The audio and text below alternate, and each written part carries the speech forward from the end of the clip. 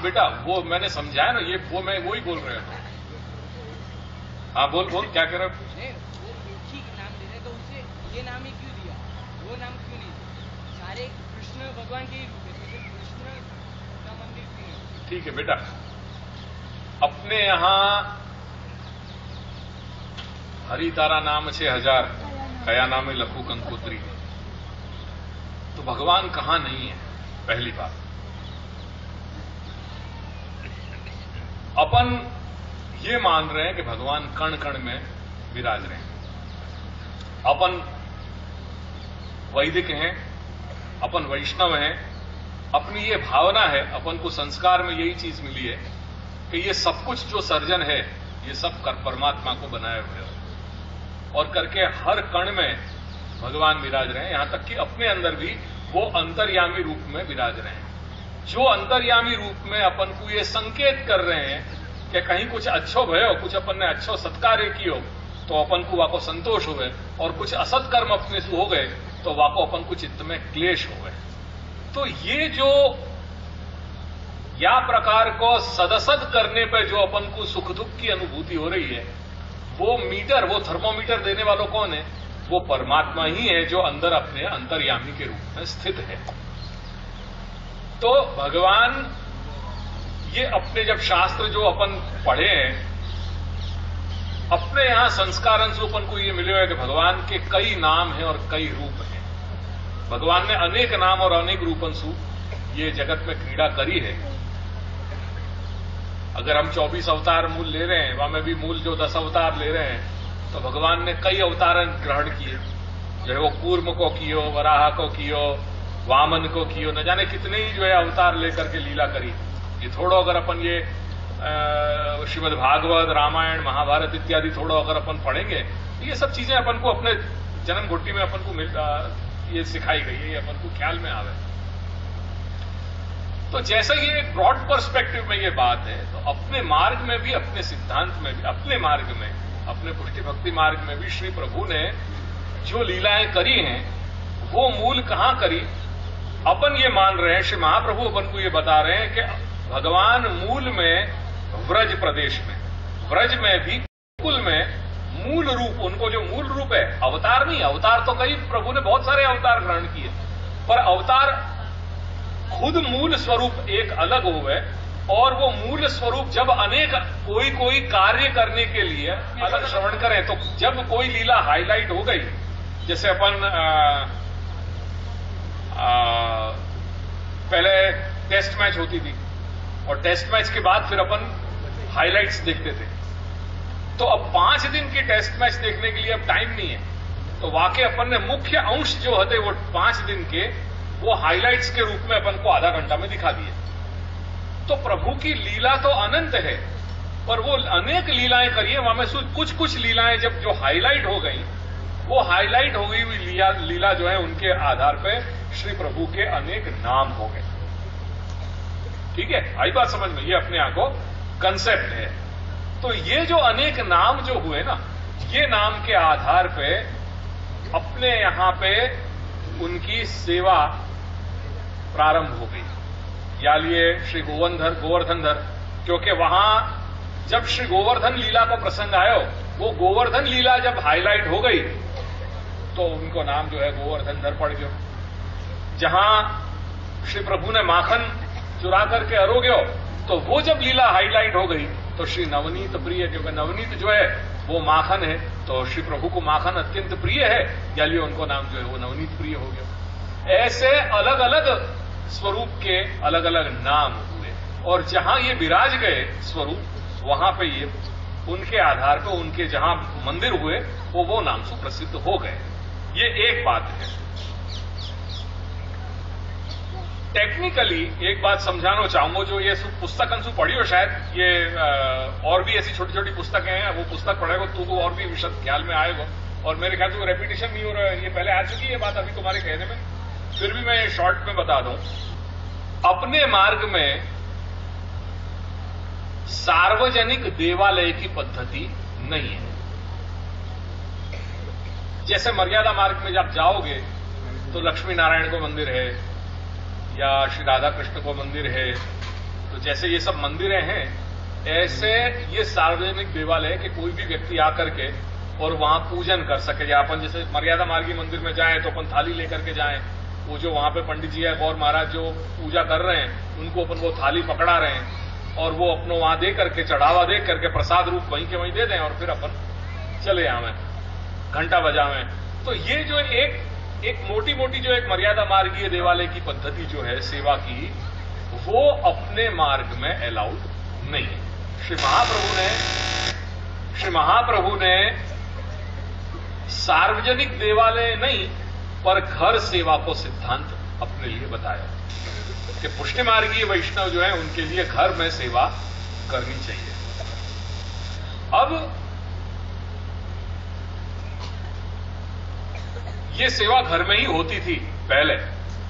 आज से 400, 300, 400 साल पहले ये प्रॉब्लम नहीं आती। ये जो सब जगह अपने यहां मंदिर बन गए ना, कि नवनीत प्रिय जी की हवेली है या गोवर्धन नाथ जी की हवेली या बालकृष्ण लाल जी की हवेली, ये सब कितनी पुरानी देन है? ये सिर्फ 200 साल पुरानी देन है। वह कारण क्या है? वह कारण ये है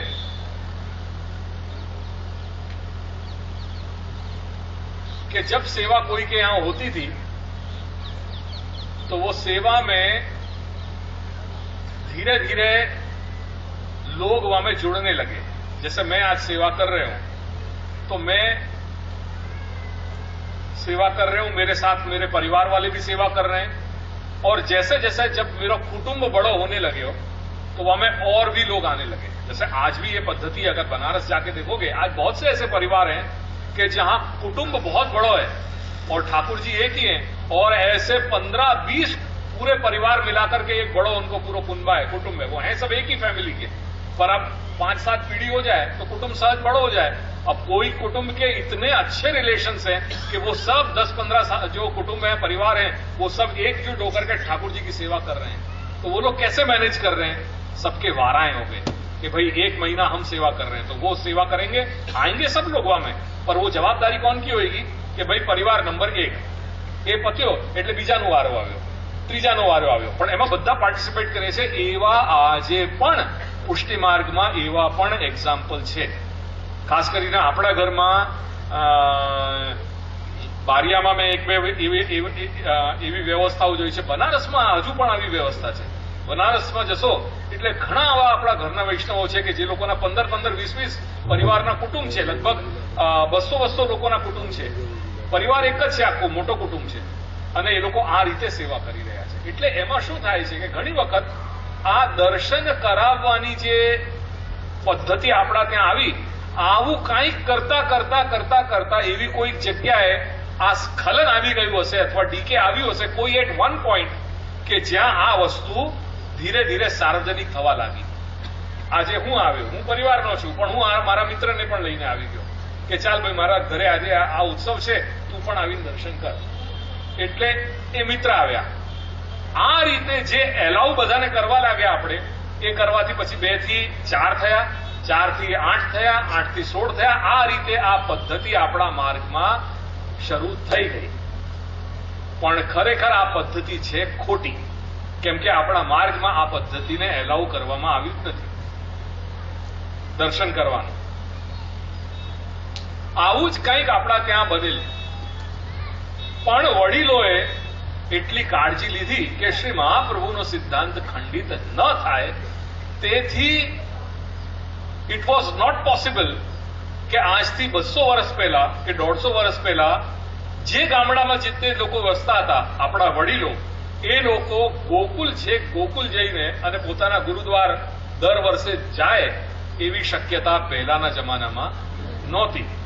આજે તો હું કાલે ફ્લાઇટની ટિકિટ લઈને કાલે સવારે 8 વાગે નીકળ્યો ગોકુળથી અને 3 વાગે હું અમદાવાદ હતો। દિલ્હી ગયો અને દિલ્હીથી ત્યાંથી ફ્લાઇટ લઈને અમદાવાદ આવી ગયો અને આજે સવારે તમારી સાથે ચોઈલા છું। એટલે આજે બધી સુવિધાઓ છે, પણ 200 વર્ષ પહેલા આ બધી શક્યતાઓ નથી કે અહીંથી ચોઈલાથી જો આપણને ત્યાં જવું હોય ગોકુલ આપણા મૂળ ગુરુદ્વારે તો આપણે 2 દિવસમાં પહોંચી જઈએ, એવી શક્યતાઓ એ વખતે નહોતી। એટલે આપણા વડીલોએ નક્કી કર્યું કે આપ શ્રી કૃપાનાથ એવી કંઈક અમને વ્યવસ્થા કરી આપો કે અમારી સન્મુખતા જળવાઈ રહે અને અમને વૈષ્ણવતાના સંસ્કારો મળતા રહે, એવી કંઈક વ્યવસ્થા આપ અમને કરી આપો. તેથી શ્રી ગુરુદ્વારમાં આપણા પૂર્વજોએ આ કૃપા કરી અને આ સંસ્કાર કેન્દ્રો, હું આ મંદિરોને શું કહું છું, સંસ્કાર કેન્દ્રો, જ્યાં સંસ્કાર મળે વૈષ્ણવતાના, એની વ્યવસ્થા કરી આપી. જતા દાડે એમાં ભાવના ઉત્તમ હતી, પણ જેમ જતા દાડે કોઈ પણ વ્યવસ્થા, કોઈ પણ જે વ્યવસ્થા હોય એને સાચી અને સારી રીતે તમે ના એને વિકસિત કરો, એને સંભાળી રાખો તો એમાં પણ સડો તો આવે જ. એવી જ રીતે આપણા ત્યાં પણ શ્રી ગોકુલનાથજીના મંદિરમાં આ છેલ્લા 100 વર્ષથી કાંઈક સડો બેસી ગયો. અને એના કારણે કેમ કે બહુધા આ જેટલા પણ સંસ્કારો કેન્દ્ર હતા એમાં વણિક સમાજ હતું, તેથી વણિક સમાજની એક સહજ વૃત્તિ હોય કે દરેક વસ્તુને લાભ અને હાનિમાં એ જુએ કે કેટલો ટકો આપણને નફો થયો, કેટલો ટકો આપણને આમાં જે છે લોસ થયો. એટલે આમાં શું બન્યું છે એ જ હું કહી રહ્યો છું. આમાં કંઈક मैं आपको कोई ऐसे नॉन मिर्च लगा करके आपको नहीं बता रहा हूं, पर जो वास्तविक बात बनी है वो ही चीज मैं रख रहा हूं कि हमें क्या चीज बनी. वो जो एक सहज वृत्ति अपनी जो काम करे, हमें उनकी कोई गलती नहीं आती, पर वो करते करते पूरा जो प्रोसेस जो एक संस्कार केंद्र को હતો, वो संस्कार केंद्र के અહીંયા આબાલ વૃદ્ધ આ સંસ્થામાં, આ આચાર્ય ગ્રહમાં જે વૈષ્ણવો આબાલ વૃદ્ધ આવે એમને સંસ્કારો મળે, એમને ભગવત કથાનું પાન થાય, અહીંયા એમને અહીંયા ગુરુવાણી મળે, એ જે આખું થ્રસ્ટ હતું એ ભાર ઓછું થઈને અને દરેક વાતમાં કેટલો નફો થયો, કેટલી હાનિ થઈ, એના આધારે બધા વ્યવહાર થવા લાગ્યા. એ લગભગ આજથી 100 વર્ષ પછી, એ 100 વર્ષ પહેલાથી એ ડીકે આપણા ત્યાં સડો બેસી ગયો. અને એ વસ્તુ આજે પણ કાયમ છે. આજે પણ એમાંથી આપણે નીકળી શક્યા નથી. આજે મને 20 વર્ષ થયા, મેં એવા કટુ અનુભવો મેં 96માં મેં મારી શરૂઆત કરી હતી, અને આ 20 વર્ષમાં એટલા બધા મને અહીંયા અનુભવો મળ્યા છે આપની સાથે કે મને હું કહી નથી શકતો. ઘણી બધી જગ્યાઓ મને કે તમે શું કહેશો, તમારા પૂર્વજોએ કાંઈ ના કર્યું અને તમે પછી અહીંયા આવી ગયા પરિવર્તન કરવા માટે. હું પરિવર્તન કરવા માટે કાંઈ નથી આવ્યો. મને તો જે ગુરુજીને આજ્ઞા હતી એ અને શ્રી મહાપ્રભુનો જે સિદ્ધાંત છે, બસ મારું એક જ કર્તવ્ય છે કે આપણા ઘરમાં જે પ્રકાર હોય તે શુદ્ધ હોય, બાકી મારું કોઈ આમાં નિજી સ્વાર્થ નથી. તેથી હું 20 વર્ષથી આ સંઘર્ષમાં, આ ચળવળમાં જોડાઈ રહ્યો છું કે આપણું ઘર નીટ એન્ડ ક્લીન થવું જોઈએ, એમાં કોઈ જાતનો સડો હોવો જોઈએ નહીં. એટલે છેવટે આ જે તારો પ્રશ્ન હતો કે કેમ આમાં નામ શ્રીનાથજીનું મંદિર કેમ નથી, આ ગોવર્ધનનાથજીનું છે તો ગોવર્ધન સ્વરૂપો તો એક જ છે, ભિન્ન ભિન્ન લીલા ભેદથી નામ છે ત્યાં, વાત સાચી છે, બધા કૃષ્ણના જ સ્વરૂપ છે. પણ કેમ કે આપણા ધર્મમાં, આપણા માર્ગમાં સાર્વજનિક દેવાલય નથી, એ કાળજી ફક્ત અને ફક્ત આપણા ઘરમાં, તે સિવાય પણ બીજા 1-2 ઘર એવા છે આપણા ઘર સિવાયના બીજા કે જ્યાં આ વસ્તુની એ લોકોએ કાળજી લીધી. દાખલા તરીકે સુરતમાં ગોવિંદ પ્રભુનું મંદિર, એ પણ પુષ્ટિમાર્ગીય સ્થાન છે, મારા કાકાનું જ સ્થાન છે સુરતમાં. એ ત્યાં ગોવિંદ પ્રભુ મારા પૂર્વજ થયા હતા પંચમ ગાદીના, એમના નામે એમનું સ્થાન છે. ત્યાં બિરાજતા ઠાકોરજી લાલનનું સ્વરૂપ છે, પણ ત્યાં શ્રી ગોવિંદ પ્રભુનું મંદિર. તે સિવાય કોટામાં બડે મહાપ્રભુજીનું મંદિર, बड़े महाप्रभु सेवा में क्या लिखो, बड़ो मंदिर नहीं है वो, बड़े महाप्रभु जी को मंदिर देख वहां में वो अपने कोटा राजस्थान में महाप्रभु को बड़ो मंदिर, हाँ कोटा राजस्थान में, कोटा में एक मंदिर है. હવે બડે મહાપ્રભુજી મંદિર, આવું કોઈ ઠાકોરજીનું નામ ના હોય, પણ જે આચાર્યતા અહીં બિરાજતા હતા એમના નામે મંદિર હતો. આ બધા ક્રોશ સ્તંભ છે, આ ક્રોશ સ્તંભ છે પુષ્ટિમાર્ગના, કે જે લોકોએ સાચી હકીકતને જાળવીને રાખી. એટલે ફક્ત આપણું જ ઘર નથી, પણ એવા બીજા પણ ઘર છે કે જે લોકોએ પરંપરા જાળવી છે. ઠાકોરજીના નામે એ મંદિર નથી, એ જગ્યા નથી, પણ જે આચાર્ય બિરાજે છે એમના નામે એ જગ્યા છે. દાખલા અભી દૂસરો જતીપુરામાં શ્રી ગિરધર નિવાસ અને હા. શ્રી મટ્ટુજી મહારાજનું મંદિર. મટ્ટુજી મહારાજનું મંદિર. હવે મટ્ટુજી મહારાજ એક આચાર્ય થયા આપણા ત્યાં. એમના ત્યાં જે એમનું મંદિર છે એ ત્યાં એ ગામડામાં મટ્ટુજી મહારાજનું મંદિર એ નામે પ્રસિદ્ધ છે. મટ્ટુજી મહારાજ કોઈ ઠાકોરજીનું નામ નથી, પણ જે મંદિર છે એ એમના નામે પ્રસિદ્ધ છે. ફિર ગિરધર નિવાસ. શ્રી ગિરધર નિવાસ. આપણું જે ઘર છે જતીપુરામાં બિલકુલ એની બાજુમાં આડીને જે મંદિર છે એ ગિરધર નિવાસ.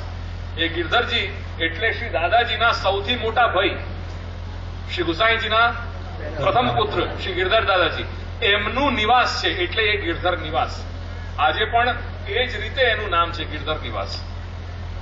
પણ ત્યાં ઠાકોરજીનું સ્વરૂપ બીજું છે, ત્યાં મથુરાધીશ બિરાજે છે, પણ નામ જે છે એ ગિરધર નિવાસ છે.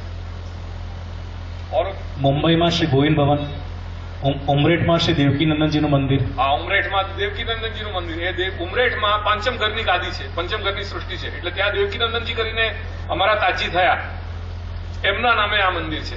એટલે આ બધા જે દાખલાઓ છે એ ક્રોશસ્તંભ દાખલાઓ છે. પણ દુર્ભાગ્ય એ છે કે આજે આપણા માર્ગમાં આ બધા જે ઉદાહરણ છે એ કોઈ લેતા નથી. આવ્યું ખ્યાલમાં? એટલે સાચી હકીકત એ છે, અને આપણા વડીલોએ પહેલાથી આ વાત શ્રી મહાપ્રભુના સિદ્ધાંતની જાળવી રાખી. તેથી દરેક જગ્યાએ જે મંદિર આપણી સૃષ્ટિમાં થયા તે શ્રી ગોકુલનાથજીનું મંદિર. એ ગોકુલનાથજી કોણ? એ દાદાજી શ્રી ગોકુલનાથજીનું મંદિર એમના નામે, તો કેમ કે એમને એમનું સ્થાન છે. અને આચાર્યનું કર્તવ્ય છે કે એ આચાર્ય જ્યાં બિરાજે ત્યાં પોતાના ધર્મને જાળવી રાખે. અને આપણા માટે ધર્મ શું છે? ભગવત સેવા, ભગવત કથા. તેથી ભગવત સેવા કોની કરવી જોઈએ? આપશ્રીનું ઘર હશે, આપશ્રી બિરાજશે, પોતાના સ્વરૂપ સિવાય નહીં બિરાજે. એ જે અહીંયા જે લાલન બિરાજે છે ચોયલામાં, એ એમના ઠાકોરજી છે. એટલે એ ગોકુલનાથજીનું મંદિર. પરંપરા ઓલવેઝ સિદ્ધાંતને ફોલો કરે. જ્યારે આપણે સિદ્ધાંત અને પરંપરાની વાત કરીએ, સિદ્ધાંતને કોઈ પણ વસ્તુ, કોઈ પણ વિચાર સિદ્ધાંતને ઓવરરૂલ ના કરી શકે. Always remember that. જ્યારે આપણે સિદ્ધાંત, કોઈ પણ આપણે જ્યારે વાતચીત કરતા હોઈએ, કોઈ ઇતિહાસની વાત આવી આપણી સામે, અને જ્યારે આપણે સિદ્ધાંત કે પરંપરાની વાત કરતા હોઈએ તો ઓલવેઝ એક વસ્તુ ખ્યાલ રાખજે કે સિદ્ધાંત ઇઝ ધી લાસ્ટ, જેની ઉપર કાંઈ નથી. સિદ્ધ છે અંત જેનું, એનું નામ સિદ્ધાંત. સિદ્ધ અંત બંને જો શબ્દો જોડાઈ ગયા, સિદ્ધાંત બની ગયો. એટલે જેનું અંત સિદ્ધ છે, એટલે જેના આગળ વિચારનો અવકાશ નથી, રિઝલ્ટ, ધી એન્ડ રિઝલ્ટ, એ સિદ્ધાંત. પરંપરા વિલ ઓલવેઝ, વિધાઉટ ફેલ, પરંપરા વિલ ઓલવેઝ ફોલો સિદ્ધાંત. એ હોઈ જ ના શકે કે પરંપરા સિદ્ધાંતને ઓવરરૂલ કરી આપે, એવું શક્ય જ નથી. માર્ગના સિદ્ધાંત એટલે માર્ગના ટેનેટ્સ, the ટેનેટ્સ of the founder Acharya. આપણા માર્ગના પ્રવર્તક આચાર્ય કોણ? મહાપ્રભુ શ્રી વલ્લભાચાર્ય. એમના સિદ્ધાંત એ ફાઇનલ વસ્તુ, કેમ કે માર્ગ એમનો છે, અને એમને બધા જ બાબતોમાં જે આપણા માર્ગ માટેના જે બધા જે બાબતો છે તે આ નાની પુસ્તકમાં આમાં સંકલિત થઈ ગયા. આમાં આ નાની પુસ્તકમાં બધા જ આપણા માટેના જે સિદ્ધાંતો છે શ્રી મહાપ્રભુએ જે આપેલા છે તેનું સંકલન આમાં આવી ગયું. જે પણ પરંપરા હશે, 20 વર્ષ જૂની, 30 વર્ષ જૂની, 40 વર્ષ જૂની, 100 વર્ષ જૂની, 200 વર્ષ જૂની પરંપરા કેમ ના હોય, પણ એ 500 વર્ષ પહેલાના સિદ્ધાંતોને ઓવરરૂલ ન કરી શકે, ન કરી શકે, ન કરી શકે. ગુરુજીએ જ્યારે ઘરમાં ગોકુલમાં પરિવર્તન જ્યારે શરૂ કર્યા, એમની સામે એક રોક ઓફ જિબ્રાલ્ટર, જે હલાવે પણ હલી ના શકે એવા હતા અમારા દાદીમાં. જ્યારે એમને નાનપણમાં જ્યારે આ સિદ્ધાંતનું જ્ઞાન થયું ગુરુજીને, આ હું તને વાત કરી રહ્યો છું લગભગ 60 વર્ષ પહેલાની, એટલે 50 વર્ષો પહેલા જ્યારે ગુરુજીએ આ બધું શાસ્ત્રનું બોધ પ્રાપ્ત કરીને એમને લાગ્યું કે આ બધું બહુ ખોટું થઈ રહ્યું છે અને ખરેખર આ બધું પરિવર્તન કરવા જેવું છે, જ્યારે એ બધું કર્યું, એમાં સૌથી સર્વપ્રથમ જે એક વોલ, પેલું ક્રિકેટમાં કહેવાય છે ને રાહુલ દ્રવિડને ધ વોલ, એ રીતે ધ વોલને જે ફેસ કરવાની વાત હતી એ હતી અમારી દાદીમાં. અને જ્યારે અમે ઘરમાં બેસીને જ્યારે ચર્ચા કરીએ છીએ કે કઈ રીતે આપણા ઘરમાં આ બધું પરિવર્તનનું ફેઝ આવ્યું આ છેલ્લા 50 વર્ષમાં, એમાં બધી જે ગાથાઓ કરી છે ખરેખર રોમાંચ થઈ જાય છે. એટલે પરિવર્તન, જે પરંપરા, દાદીમા પાસે એક જ વસ્તુ હતી કે બેટા હું જ્યારે આવી છું, મેં સસરાજી સામે જે કાંઈ જોયું એ હું પકડીને બેઠી છું. આ ઘરમાં જે દિવસે આવી, તમે 4 વર્ષના હતા, હું આ ઘરમાં લઈને આવી તમને, અને જે હું જ્યારે પરણીને આવી ત્યારથી જે એમને, એટલે મારા ગ્રેટ ગ્રેન્ડફાધર વલ્લભલાલ તાજી મહારાજ, એમને જે કાંઈ પણ આ ઘરમાં, એ ચતુર્થ પંચમ પીઠાધીશ્વર બંને ગાદીના માલિક હતા, એમને જે કાંઈ પણ આજ્ઞા કરી હતી એ એઝ ઇટ ઇઝ ઝેરોક્સ કોપીની રીતે એ લોકોએ ગ્રહણ કરી. અને ખરેખર એવા વહુજીઓને શત નમન કે જે લોકો કાંઈ પણ બીજું કાંઈ જાણતા નહોતા, પણ એમને જે સંસ્કારો એમના વડીલોએ આપ્યા એ એવી રીતે પકડીને રાખ્યા કે આજે અમને જ્યારે અમે નીચે જઈએ છીએ સેવામાં, ત્યારે સર્વપ્રથમ અમારી પ્રણાલિકાની જે પુસ્તિકા છે, અચ્છા આજે કઈ મિતિ છે, ફલાના, આજે આ વસ્ત્રના આ કલરના વસ્ત્ર આવશે, આજે શૃંગાળામાં આ છે, આજે સામગ્રીમાં આ છે, અમે જોવું પડશે. અમારા દાદીમાં આ ચોથા ઘરની નહીં, પણ 5મા અને ચોથા બંને ઘરની પ્રણાલિકા, સેવાની પરંપરા પ્રણાલિકાના લિવિંગ એન્સાઇક્લોપીડિયા હતા. અમે લોકો પુસ્તકો જોઈને અમે વાંચતા હતા. એ કહેતા હતા કે આજે આપણા ત્યાં આ આવશે અને પંચમ ગાદીમાં, પંચમ ઘરમાં આજે ત્યાં આ આવશે. એટલે ધન્ય છે ખરેખર. એવા 2-4 મેં મૂર્તિ સ્વરૂપો જોયા, અને આજે પણ હું એમને શત નમન કરું છું કે મારા સૌભાગ્ય છે, પરમ સૌભાગ્ય કે મને એમના દર્શન થયા, અને એવા દિવ્ય મૂર્તિઓ એ સ્વરૂપો હતા. એટલે જ્યારે પરંપરાની વાત આવતી હતી ત્યારે ગુરુજી નાયના એક જ વસ્તુ કહેતા હતા કે માં, કોઈ પણ પરંપરા હોય એ પ્રવર્તક આચાર્યના સિદ્ધાંત, કેમ કે આ માર્ગની જ પરંપરા કહો છો ને, માર્ગની પરંપરા માર્ગના પ્રવર્તક આચાર્યના સિદ્ધાંતોને ઓવરરૂલ ન કરી શકે. એટલે પરંપરા વિલ ઓલવેઝ ફોલો સિદ્ધાંત. પરંપરાના અનુસારે સિદ્ધાંતમાં નું અર્થઘટન ન કરાય. સિદ્ધાંતના પ્રમાણે પરંપરાને બદલી શકાય, ચોક્કસ બદલી શકાય. અને જો સિદ્ધાંતથી વિપરીત જતી હોય તો પરંપરાનો ત્યાગ કરવો જોઈએ. કેમ કે શ્રી મહાપ્રભુ સ્પષ્ટ જણાવે છે કે પારંપર્ય જીવનમ અપી નિષિદ્ધં ચેત તદા ત્યક્તવ્યમ. જો પરંપરાથી તમને કંઈક એવી જીવન પ્રણાલી કે જીવનશૈલી પ્રાપ્ત થતી હોય જે શાસ્ત્રતઃ સંમત નથી, તો એનો ત્યાગ કરવો જોઈએ. પારંપર્ય જીવનમ, પરંપરાથી પ્રાપ્ત જીવન, નિષિદ્ધં ચેત. જો શાસ્ત્રથી નિષિદ્ધ હોય કે તમને આ પ્રકારની જીવન પ્રણાલી તમારા માટે નિષિદ્ધ છે, તમને આ જીવન પ્રણાલી કે જીવનશૈલીનું આચરણ ન કરવો જોઈએ, તો શ્રી મહાપ્રભુ સ્પષ્ટ કહી રહ્યા છે, આજ્ઞા કરે છે કે તદા ત્યક્તવ્યમ, એનો ત્યાગ કરો. એ ત્યાગ કરવામાં જરાય એક ક્ષણ પણ તમને વિચાર કે સંકોચ ન થવો જોઈએ. તદા ત્યક્તવ્યમ. હવે તારા પ્રશ્નો પર આવું. થોડુંક ઇતિહાસનું તું વાંચન કરશે આપણા માર્ગનું, તો તને જણાશે કે આપણા સંપ્રદાયમાં, આપણા પુષ્ટિ સંપ્રદાયમાં ફક્ત એક જ મંદિર, આ જે શ્રીનાથજીનું નાથદ્વારામાં જે મંદિર છે, એ મંદિર એક અપવાદ છે.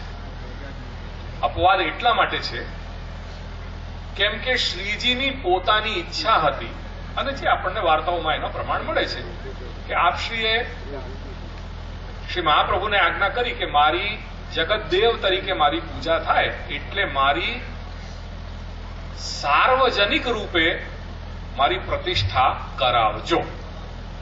બરાબર? શ્રી મહાપ્રભુની ઈચ્છા નહોતી, કેમ કે શ્રી મહાપ્રભુનો સિદ્ધાંત છે ઘર સેવાનો. એનું સૌથી મોટું પ્રમાણ એ છે કે શ્રી મહાપ્રભુના ચિરંજીવ શ્રી ગુસાઈ બાબા જ્યારે શ્રીનાથજીને જતીપુરાથી જ્યારે સતઘરા જે એમનો ઘર જે સતગડા આજે પણ મથુરામાં એક એરિયા છે જેને સતગરા નામથી ઓળખાય છે. 7 ઘર એમના 7 બાળકો હતા ને, 7 બાળકો સાથે જ્યાં બિરાજતા હતા એનું નામ સતઘરા. ઘરાની જગ્યાએ ગળા એ અપભ્રંશ થઈ ગયો, સતગડા.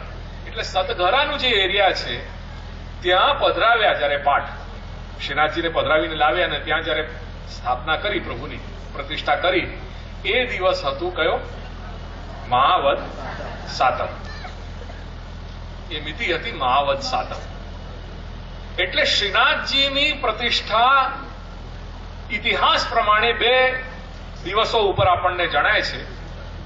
એક અક્ષય તૃતીયાના દિવસે અને બીજું છે મહાવદ સાતમ.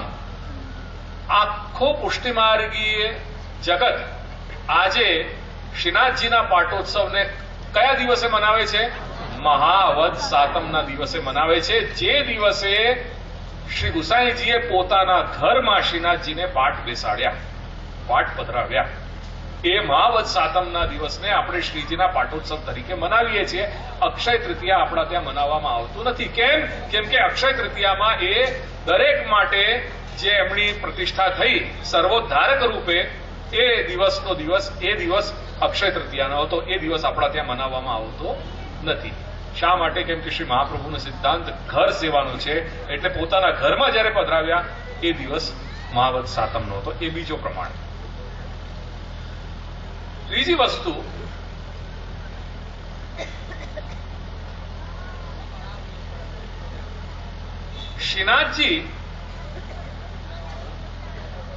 શ્રીનાથજીની સેવા 7 ભાઈઓમાંથી 2 મહાપુરુષો ઉપર જવાબદારી આવી. એક મોટા શ્રી ગિરધર દાદાજી અને આપણા દાદાજી. એટલે અંદરનું કાર્ય સેવાનું શ્રી ગિરધર દાદાજી જોતા હતા અને બહારનું મેનેજમેન્ટ ને એ બધું જે કામ હતું એ બધું વ્યવહાર, લોક વ્યવહારનું કાર્ય દાદાજી જોતા હતા. એ ઇતિહાસમાં આવું આપણને આપણા વાર્તા પ્રસંગ અને વચનામૃતના આધારે આપણને આ વસ્તુનું જાણ થાય છે. એટલે જે વાર્તા અને આ બધા ઇતિહાસથી આપણને પ્રાપ્ત થાય, જાણવા મળે છે, એમાં જે તે આચાર્ય આવ્યા શ્રીનાથજીના ઘરમાં પણ એ વ્યવસ્થા જુદી જ હતી. શ્રીનાથજીની જે વ્યવસ્થા હતી તે જુદી ચાલતી હતી અને એમના ઘરની જે સેવા હતી શ્રી નવનીત પ્રિયજી, એટલે નાથદ્વારામાં આજે પણ એક જ પ્રિમાઇસ છે પણ 2 જગ્યાઓ જુદી જુદી છે. એક શ્રી શ્રીનાથજીનું સ્થાન છે અને એક શ્રી નવનીત પ્રિયજીનું સ્થાન છે. નવનીત પ્રિયાજી જે બિરાજે છે એ એમના ઘરના ઠાકોરજી હતા અને શ્રીનાથજી સૌ માટે હતા. આચાર્યોએ અત્ય પર્યંત સેવા કરી છે, પણ સમાધાનનો જ્યાં પ્રશ્ન છે ત્યાં એ વસ્તુ જે શ્રી મહાપ્રભુનું જે આવે છે, આ ફક્ત જે ત્યાં આપણે શ્રીનાથજીનો વિરોધ નથી કરતા. શ્રીનાથજીનો વિરોધ કરીએ તો આપણે પાપમાં પડીએ, પણ જે વ્યવસ્થામાં હાલ બિરાજી રહ્યા છે તે વ્યવસ્થાનો આપણે વિરોધ કરીએ છીએ. તેથી આપણા ઘરના જે વૈષ્ણવો છે, આપણે બીજા 6 ઘરની કોઈ વાત કરતા જ નથી, આપણા ઘરના વૈષ્ણવોને આપણે કહીએ છીએ કે નાથદ્વારામાં તમે ભલે ત્યાંનું જે આવતું હોય જે કંઈ પણ સમાધાન એ પહેલા જાણો આ સિદ્ધાંતના આધારે કે એ દેવદ્રવ્ય છે કે ખરેખર પ્રસાદ છે. જો દેવદ્રવ્ય હોય તો સ્પષ્ટ ત્યાં શ્રી મહાપ્રભુની આજ્ઞા લાગુ થઈ જાય કે જે દેવદ્રવ્ય ખાएगो સો मेरो कबहू न कहाएगो और महापतित वह जाएगो. એટલે જો તમે શ્રીનાથજી માટે ભેટ કરી રહ્યા છો તો સ્પષ્ટપણે તમે એ દેવનું જ દ્રવ્ય થયું અને એને એક્સચેન્જમાં તમે કાંઈ પણ એક નાનો કટકા મિશ્રી પણ જે લઈ રહ્યા છો તો એ દેવ દ્રવ્ય લેવાના તમે દોષી થયા ને થયા. આવ્યું ખ્યાલમાં? એટલે વ્યવસ્થાની પ્રોબ્લેમ છે આપણા સંપ્રદાય. દુર્ભાગ્ય એ છે કે કોઈ લોકો પ્રયત્ન નથી કરતા કે આ વ્યવસ્થાને કઈ રીતે સુધારીએ. આપણા ઘરમાં છેલ્લા 50-55 વર્ષ થયા આ ચળવળ સિદ્ધાંતની સંઘર્ષ એનું ચાલુ જ છે. થોડુંક તું વાંચ, ઇતિહાસ વાંચશે તને ખ્યાલમાં આવશે કે આ શું છે. પુસ્તિકાઓ પણ ઘણી બધી છે આપણે.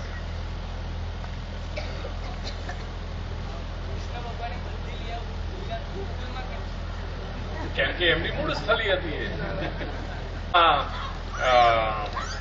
ખમ્મમ પાટ્ટી કરીને એક સ્થળ છે ખમ્મમ, ત્યાંના અમે લોકો વાસી છીએ. વેણુગોપાલન દેવકીનંદન એ હજુ પડ્યા છે ત્યાં વલ્લભ કૃપામાં હજુ પડ્યા છે પૂરતા લેટરે. कल की उपस्थिति अपनी पूरे पुष्टि मार्ग के लिए है, ये बात याद रखिए. वो जब वो चंद्रमा पे सबसे पहले जब वो गए ना, जब मनुष्य, वो क्या कहे, वो अभी आज नहीं रियलाइज होएगा, पर 50 साल के बाद या को जब जादिन या के इतिहास के पन्ना खोलेंगे, वादिन अपने आगे की पीढ़ी या को गुणगान करेंगे कि ये क्या वास समय के लोगों ने ये क्या जो है वो निर्णय लियो.